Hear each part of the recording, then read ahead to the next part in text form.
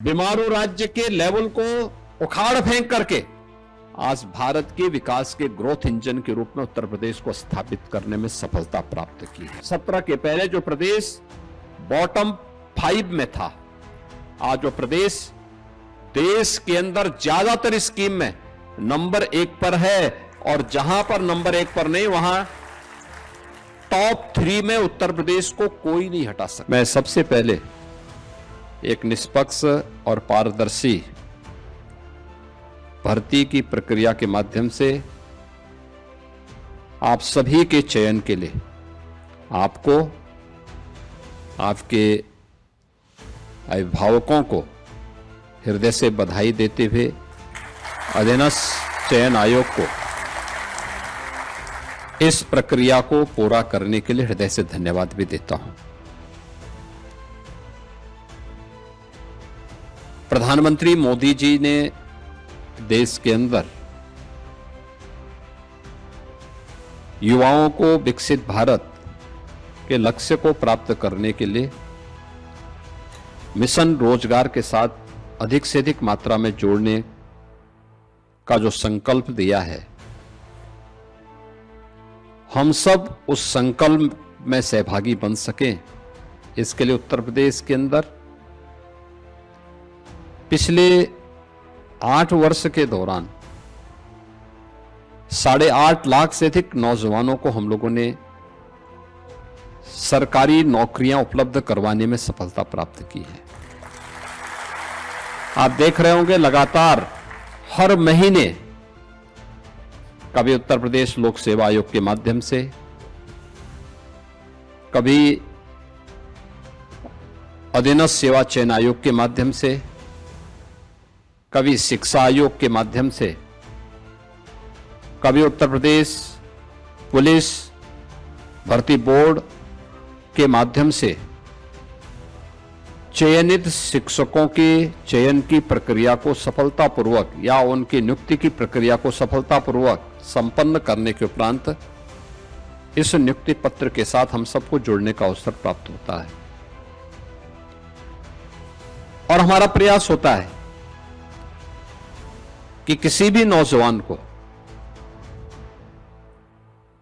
उत्तर प्रदेश के अंदर चयन की इस प्रक्रिया में किसी भी स्तर पर भेदभाव का शिकार न होना पड़े, उसका किसी भी स्तर पर शोषण न हो, उसके साथ कोई भी भेदभाव न हो, उसकी योग्यता और उसकी क्षमता के अनुरूप उसे शासन की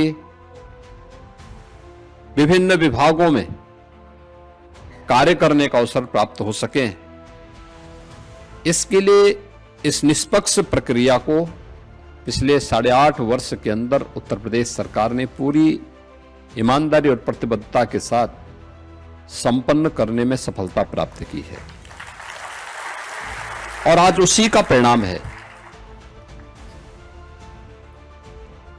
कि जो शक्ति की गई थी, उस शक्ति का परिणाम है कि निष्पक्ष भर्ती की प्रक्रिया के परिणाम स्वरूप जो युवा चयनित हुए,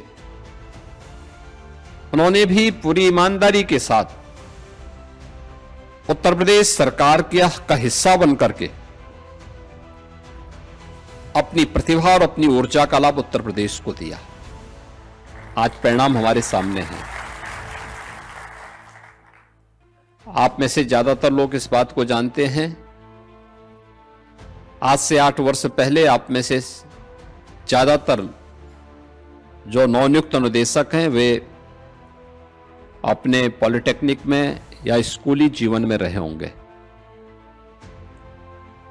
और उस समय इस बात का अनुभव क्या होगा आप लोगों ने कभी कि उत्तर प्रदेश के साथ 2 बातें चस्पा थी। एक, उत्तर प्रदेश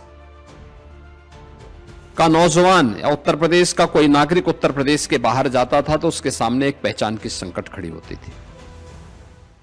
लोग हे दृश्य से देखते थे। परिणाम था उत्तर प्रदेश के नागरिकों के मन में एक हीन भावना पैदा होती थी। और दूसरा, हमारे ऊपर एक लेवल लगा दिया गया था कि बीमारू राज्य है। यानी देश के विकास का बैरियर है। इतना बड़ा राज्य, इतना संसाधनों से भरपूर राज्य, प्रकृति की और परमात्मा की असीम कृपा वाला राज्य, जिस राज्य में बार बार ईश्वर को भी अपने किसी न किसी अवतार के रूप में जन्म लेना पड़ा, आना पड़ा, ऐसा राज्य और बीमारू हो जाए, पहचान के संकट के दौर से गुजर जाए, कोई भी व्यक्ति अपने आप को सुरक्षित महसूस न करे, पर्व और त्योहारों के समय जब उत्साह और उमंग का माहौल हर एक चेहरे पर दिखना चाहिए, उस समय पर्व और त्योहार की आशंका उनकी जवान को खामोश कर देती थी। लोगों के मन में एक भय तैरने लगता था, पता नहीं कहां पे क्या हो जाए।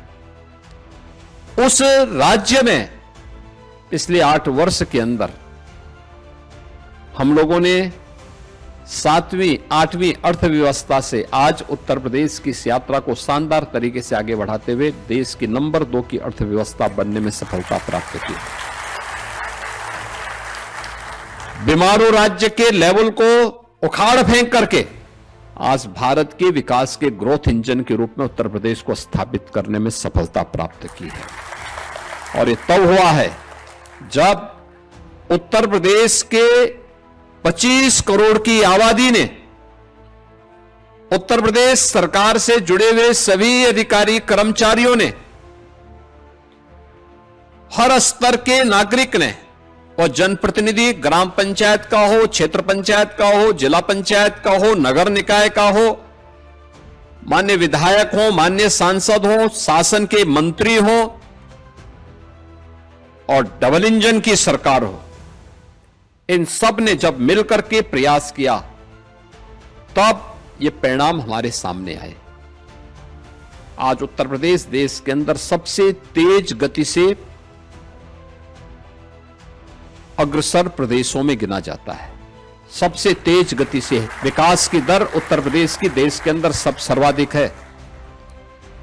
हर एक क्षेत्र में आज उत्तर प्रदेश अग्रणी स्थानों में आता है।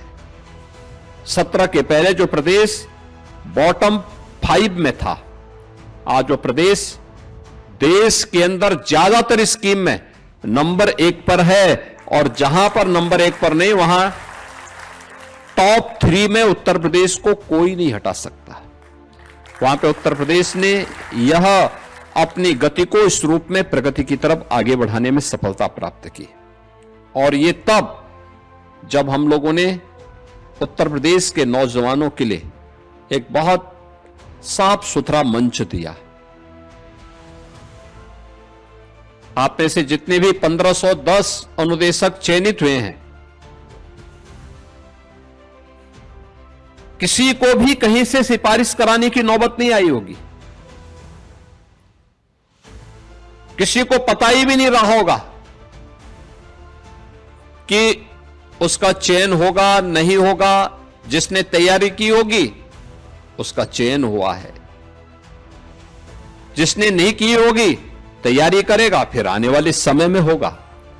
एक विश्वास मन में होना चाहिए, और ऐसा नहीं कि अब उत्तर प्रदेश के अंदर केवल सरकारी नौकरी के भरोसे ही लोग काम करें। अब तो नौकरियों की एक पूरी बौछार हो रही है। प्रदेश के अंदर कानून व्यवस्था का जो माहौल पैदा किया गया, सुरक्षा का एक बेहतरीन माहौल पैदा किया, दंगा मुक्त, गुंडागिर्दी से मुक्त, माफिया मुक्त राज्य की अवधारणा ने उत्तर प्रदेश में बड़े बड़े निवेश को आमंत्रित किया। और इसका सर्वाधिक लाभ अगर किसी को प्राप्त हुआ है तो व्यावसायिक शिक्षा, कौशल विकास और उद्यमिता से जुड़े हुए नौजवानों को हुआ है। पिछले 8 वर्ष में 60 लाख से अधिक ऐसे लोगों को उत्तर प्रदेश के अंदर नौकरी मिली है, जिसमें से 14 लाख नौजवान वे हैं जिन्होंने उत्तर प्रदेश कौशल विकास मिशन के माध्यम से ट्रेनिंग ली और किसी न किसी उद्योग और उद्यम में वह आज समायोजित हुआ है। अभी पिछले दिनों मुझे व्यावसायिक शिक्षा कौशल विकास के इस कार्यक्रम के साथ लखनऊ में ही एक कार्यक्रम के साथ जुड़ने का अवसर प्राप्त हुआ था और मैं उस दिन देख रहा था जिन नौजवानों का चयन हुआ था वहां, वे नौजवान वो थे जो आप सोचिए आईटीआई पास है, स्किल मिशन के माध्यम से, यूपी स्किल मिशन के माध्यम से उनका चयन हुआ और जो कंपनी उनको ले जा रही थी, कोई उनको 1 लाख रुपए दे रही थी, किसी को 75,000 रुपए दे रही थी, किसी को 50,000 रुपए दे रही थी। 35,000 से कम तो किसी भी नौजवान का नहीं था। आप मुझे बताओ, आज से 8 साल पहले कोई कल्पना करता था? 8 साल पहले तो कोई उद्योग भी नहीं लगाता था यहां पे। जो उद्योग थे वही यहां से बाइंड अप होकर के जा रहे थे, बंद होकर के जा रहे थे। अब उन्हें नौकरी मिल रही है। आप सोचिए कि पहले जो आईटीआई थे वे ही बंद हो रहे थे। अब आईटीआई में 300 से अधिक आईटीआई तो केवल सरकार चला रही है। पिछले 8 वर्ष में 60 से अधिक नए गवर्नमेंट के स्तर पर नए आईटीआई बनाए गए और निजी क्षेत्र में भी 3000 से अधिक आईटीआई बने हुए हैं, जिन्होंने नए नए ट्रेड के साथ लगभग 100 ऐसे ट्रेड वर्तमान में चल रहे हैं जो देश और दुनिया की वैश्विक मार्केट की, ग्लोबल मार्केट की आवश्यकताओं की पूर्ति करने के लिए स्किल मैन पावर की आपूर्ति कर सके।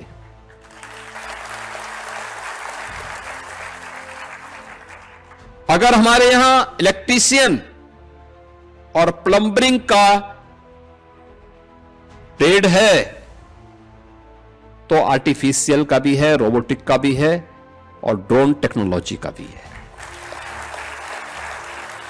ऐसा नहीं कि हमने केवल परंपरागत ट्रेड में ही अपने नौजवानों को हम आगे बढ़ा रहे हैं। केवल व्यावसायिक शिक्षा में उन्हीं के लिए सर्टिफिकेट कोर्स नहीं है, उनके लिए तो है ही, क्योंकि इलेक्ट्रीशियन की आवश्यकता हमेशा रहेगी। हर घर नल की योजना के बाद प्लम्बर की आवश्यकता बढ़ी। पीएनजी की जो पाइप गैस लाइन की व्यवस्था बिछाई जा रही है, ये बृहद स्तर पर जाएगी तो नए प्लम्बर की आवश्यकता पड़ेगी। वह भी जिम्मेदारी इस विभाग के पास। लेकिन साथ साथ हम मॉडर्न ट्रेड में, जिसे आप न्यू एज ट्रेड कह सकते हैं, उसमें अपने नौजवान को पीछे नहीं कर सकते और इसलिए टाटा टेक्नोलॉजीज के साथ मिलकर के 150 आईटीआई को इन सब प्रकार के ट्रेड के साथ जोड़ करके आज हम उत्तर प्रदेश के नौजवानों को नए समय के अनुरूप, ग्लोबल मार्केट की आवश्यकता के अनुरूप उस प्रकार की ट्रेनिंग दे रहे हैं और उसी का परिणाम है कि अब उत्तर प्रदेश का नौजवान उत्तर प्रदेश के अंदर या देश के अंदर या दुनिया के अंदर कहीं भी अपने लिए रोजगार मांगेगा नहीं, बल्कि कंपनियां आकर के उसका चयन करके लेकर के जाएंगे। यह इसलिए हुआ क्योंकि सरकार की मंशा साफ है, नियत स्पष्ट है, होना है। हर व्यक्ति अपने अनुसार अपने रोजगार को चयन करने के लिए स्वतंत्र होना चाहिए और उसकी सुविधा दी गई। याद करिए, आज से 8 वर्ष पहले उत्तर प्रदेश के अंदर नए उद्योग की बात तो दूर, जो परंपरागत उद्यम भी था, उसके जो क्लस्टर थे वे भी बंदी के कगार पर थे। उत्तर प्रदेश ऐसा नहीं कि हमेशा ऐसे विपन्न रहा होगा, जो 8 वर्ष पहले करके छोड़ दिया गया था। उत्तर प्रदेश आज से 400 वर्ष पहले की बात अगर करेंगे तो देश का सबसे समृद्ध राज्यों में था। व्यापक लूट खसोट और अराजकता के बावजूद, यानी विदेशी आक्रांताओं के हमले भी हुए, अंग्रेजों ने भी लूटा, उस सब के बावजूद जब ये देश 1947 में स्वतंत्र हुआ था, तब भी उत्तर प्रदेश देश के सबसे बड़ी अर्थव्यवस्था उत्तर प्रदेश थी। भारत की सबसे बड़ी अर्थव्यवस्था उत्तर प्रदेश थी। 1960 तक भी उत्तर प्रदेश का जो योगदान था भारत की अर्थव्यवस्था में 14% था। और 1947 से 60 तक भी उत्तर प्रदेश देश के नंबर 1 की अर्थव्यवस्था थी। 60 के बाद उसमें गिरावट आनी प्रारंभ हुई और 2016 आते आते उत्तर प्रदेश का जो कंट्रीब्यूशन था वह मात्र 8% के आसपास रह गया था। हम 8वीं अर्थव्यवस्था बनकर के रह गए थे। नंबर 1 से 8 पर पहुंचा दिया था इन लोगों ने। ये कारनामे थे। जब नीतियां स्वयं के स्वार्थ को ध्यान में रख करके, वोट बैंक की चिंता करके और परिवार के हितों के संरक्षण करने के लिए जब बनाई जाती हैं तो वो दुर्गति की तरफ ऐसे लेके जाती हैं जैसे उत्तर प्रदेश को लेके गए थे लोग। जहां नौजवान के सामने पहचान का संकट था, जहां बेटी और व्यापारी अपने आप को असुरक्षित पाते थे, जिस राज्य में पर्व और त्योहार के पहले उत्साह और उमंग तो कोसों दूर, हर व्यक्ति के चेहरे पर एक भय और दहशत का माहौल होता था, पता नहीं अब क्या होगा। तो उसके सामने पहचान का संकट आना ही था। आज आप देख रहे होंगे उत्तर प्रदेश आज पूर्णिमा है। आज कई जगहों पर पूर्णिमा का स्नान हो रहा है। सायंकाल रात्रि में चंद्र ग्रहण भी लगेगा। अलग अलग उत्सव उससे पहले संपन्न हो चुके होंगे। अभी गणपति महोत्सव हुआ, उसी बीच में बाराफात भी आया। कहीं कोई दंगा हुआ क्या? कहीं कोई गुंडागिर्दी हुई क्या?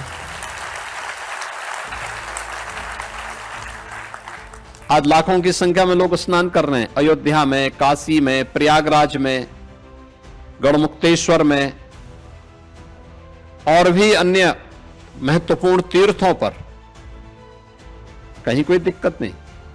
व्यक्ति आराम से अपनी श्रद्धा के अनुरूप जा रहा है। उसको पर्व और त्योहार मनाने की पूरी स्वतंत्रता है। सरकार वहां पे सुविधा उपलब्ध करवाती है।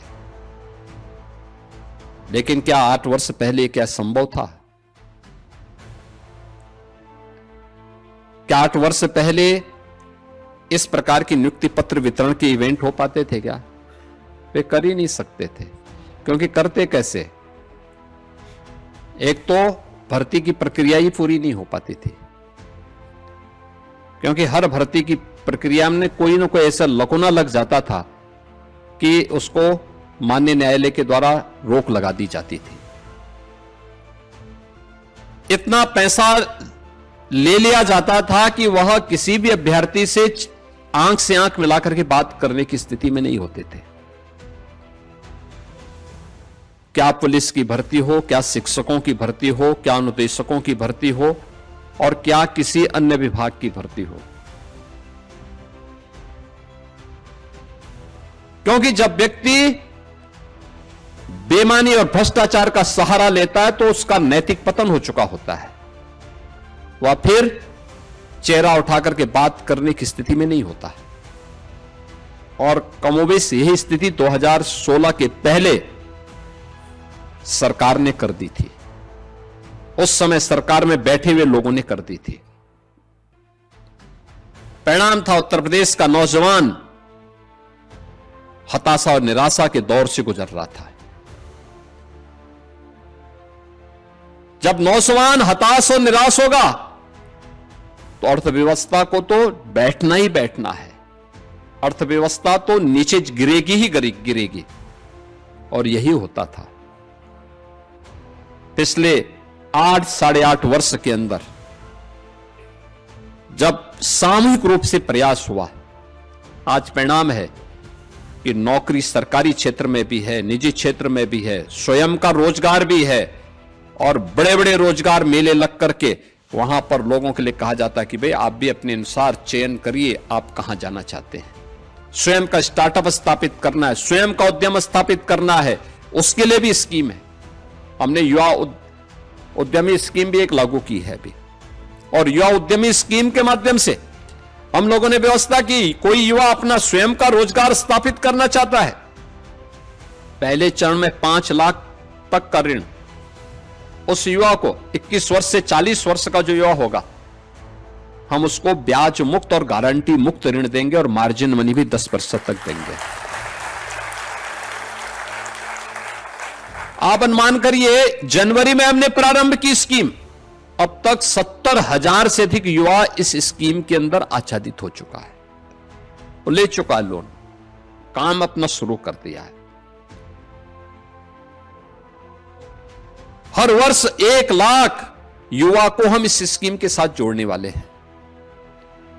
इतने बड़े पैमाने पर आ रहे हैं। इसके बाद जब वह अपना मूलधन देगा, वापस कर देगा बैंक को, क्योंकि ब्याज तो सरकार देगी, गारंटी भी सरकार दे रही है, तो मूलधन का जो शेष राशि जब वो वापस कर देगा, तो अगली बार उसको फिर अपने उद्यम के लिए, अपने व्यवसाय के लिए लोन चाहिए होगा 7.5 लाख तक का, फिर ब्याज मुक्त और गारंटी मुक्त हम लोन देंगे। तीसरे चरण में 10 लाख तक देंगे। ये सभी प्रक्रियाएं सरकार के युवाओं को प्रोत्साहित करने वाली योजनाएं हैं, युवाओं को आगे बढ़ाने वाली है, और परिणाम है वह युवा भी पूरी ईमानदारी और प्रतिबद्धता के साथ लग करके उत्तर प्रदेश के विकास में अपना योगदान दे रहा है। आज इसीलिए आप देख रहे होंगे प्रधानमंत्री जी ने कहा vocal for local. Uttar Pradesh ने 1 डिस्ट्रिक्ट 1 प्रोडक्ट दे दिया। हर जिले का एक प्रोडक्ट आज देख रहे होंगे देश के अंदर छाया हुआ है। अकेले उत्तर प्रदेश है जिसने सबसे पहला भी किया और सबसे प्रभावी ढंग से आगे बढ़ाया, और 1 डिस्ट्रिक्ट 1 प्रोडक्ट की स्कीम आज देश के अंदर छा गई है। परंपरागत हस्तशिल्पी और कारीगरों के लिए भी हम लोगों ने कार्य किया।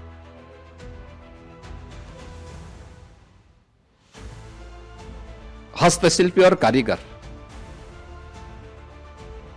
यह किसी भी व्यवस्था की जान होती है, इसके बगैर सिस्टम नहीं चल सकता। राष्ट्रपिता महात्मा गांधी ने जिस व्यवस्था को ग्राम स्वराज के बारे में उन्होंने बात की थी, ग्राम स्वराज, आत्मनिर्भर ग्राम पंचायत, आत्मनिर्भर नगर निकाय। अगर ग्राम पंचायत आत्मनिर्भर बन जाए, नगर निकाय आत्मनिर्भर हो जाए, तो प्रदेश को आत्मनिर्भर होने से कोई नहीं रोक सकता, और देश को भी आत्मनिर्भर होने से कोई नहीं रोक सकता, कोई नहीं रोक सकता। याद रखना, आत्मनिर्भर होना ही हमारे विकसित होने की पहली शर्त है, पहली शर्त है। प्रधानमंत्री जी ने यही विजन दिया है देशवासियों को कि भाई हमने देश की अर्थव्यवस्था को 11वीं अर्थव्यवस्था से लाकर के 4थी अर्थव्यवस्था बना दिया है। अगले 1-2 वर्ष में भारत देश की तीसरी बड़ी अर्थव्यवस्था बनेगा। तीसरी अर्थव्यवस्था बनने के बाद हमें अब नंबर 1 और 2 की लड़ाई के लिए अपने आप को तैयार करना है। 140 करोड़ भारतवासियों को इसके साथ जुटना पड़ेगा। 140 करोड़ भारतवासी सामूहिक प्रयास करेंगे, परिणाम आएगा, अवश्य आएगा। और जो प्रयास आज देश के अंदर हुए हैं, उसमें हमें आत्मनिर्भरता के उस लक्ष्य को प्राप्त करने की दिशा में भी अपने स्तर पर कार्य करना होगा। जिसमें आपकी बड़ी भूमिका होने वाली है। याद रखना, सीखने और सिखाने में कोई गुरेज नहीं करनी चाहिए। हो सकता है आपने ट्रेनिंग जब ली होगी उस समय उस प्रकार का ट्रेड नहीं रहा होगा, आप सीखे ना, उसी से मिलता जुलता कोई ना कोई ट्रेड होगा, उसमें सीखिए। एक महीने आप चूंकि उस क्षेत्र में है, आपको कम समय लगेगा, लेकिन सीखेंगे और उसमें पारंगत होंगे। नए लोगों को उसमें ट्रेंड करिए, उसको और आगे बढ़ाइए। आपके द्वारा प्रशिक्षित जो युवा हो वह इतना सुयोग्य हो, उसको इतना स्किल मैन पावर आप वहां से तलाश करके भेजिए कि जो भी वहां से निकले उसके लिए ग्लोबल मार्केट में कहीं भी उसकी स्किलिंग पर कोई प्रश्न चिन्ह न खड़ा करे। और इसीलिए जब हम यहां पर हैं, मैं आज इस बारे में कहूंगा व्यावसायिक शिक्षा, कौशल विकास और उद्यमिता विभाग को,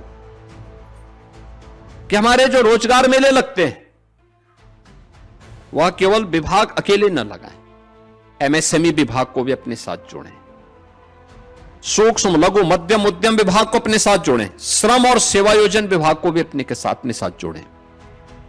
ये तीनों मिलकर के एक साथ अपने अभियान को, श्रम और सेवायोजन, सूक्ष्म लघु मध्यम उद्यम और व्यावसायिक शिक्षा, कौशल विकास और उद्यमिता विभाग, तीनों मिलकर के एक साथ अगर इस अभियान को चलाएंगे, मेरा यह मानना है उत्तर प्रदेश में नौकरियों की एक नई बौछार आती हुई दिखाई देगी। बड़े पैमाने पर हम लाखों नौजवानों के लिए ऐसे रोजगार की सुविधा उपलब्ध करवा सकते हैं, जैसे 17 के पहले जो क्षेत्र बीमार था, जैसे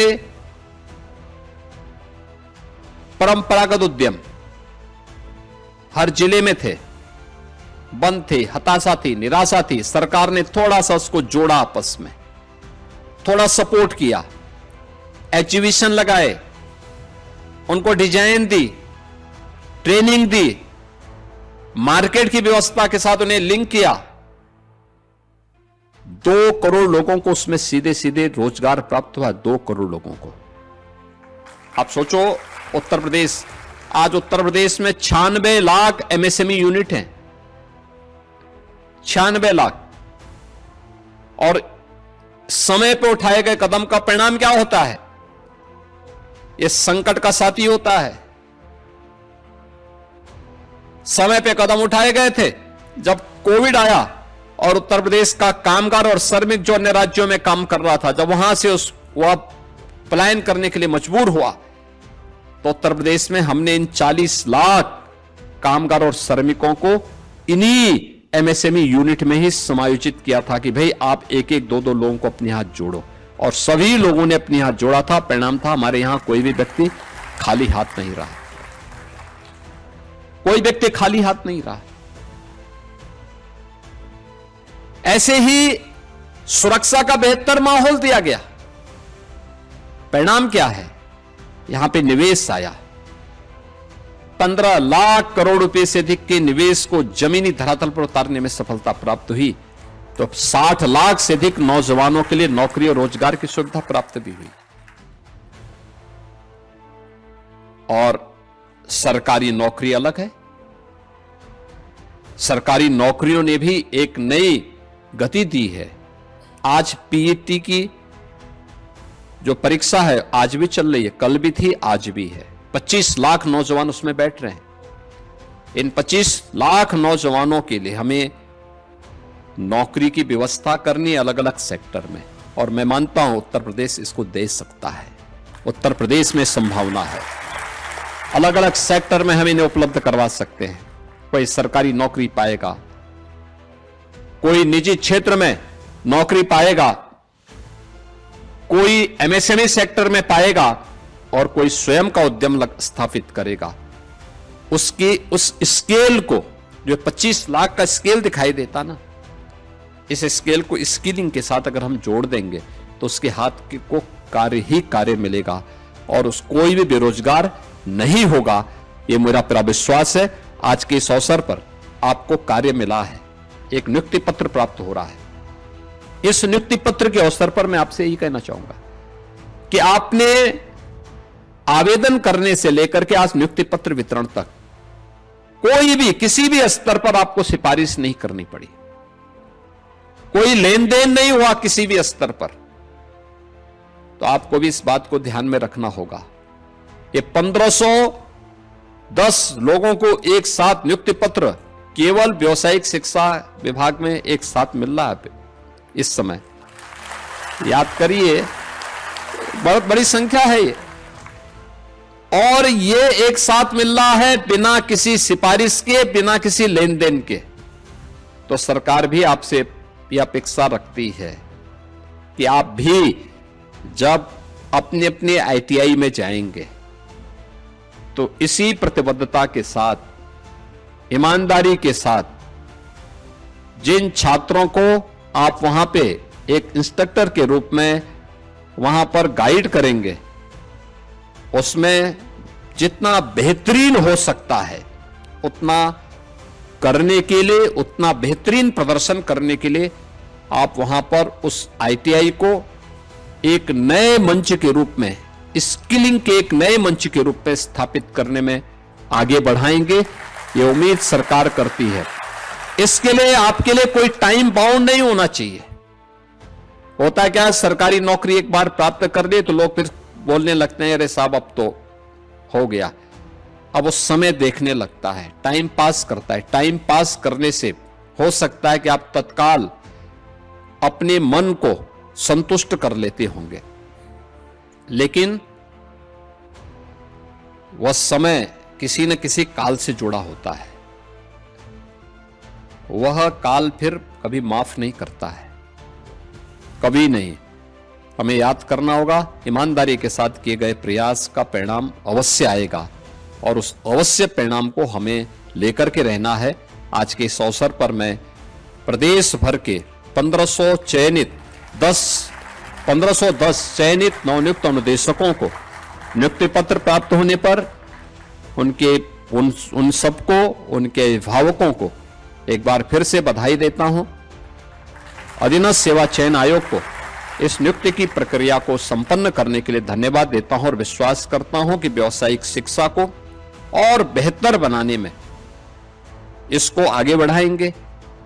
इसके साथ ही एक और चीज मैं अब यहां पे जोड़ना चाहूंगा, व्यावसायिक शिक्षा विभाग अपने यहां एक कैरियर काउंसलिंग का भी सेल हर एक आईटीआई में जरूर खोले। ये इसलिए खोले कि वहां पे बच्चों को शुरू से ही इसके बारे में प्रशिक्षण दिलाया जा सके।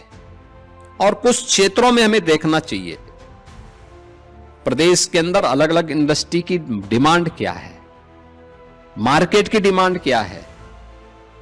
ये तीनों विभाग मिलकर के एक सेल यहां भी गठित करें जो मार्केट की डिमांड को देखता रहे।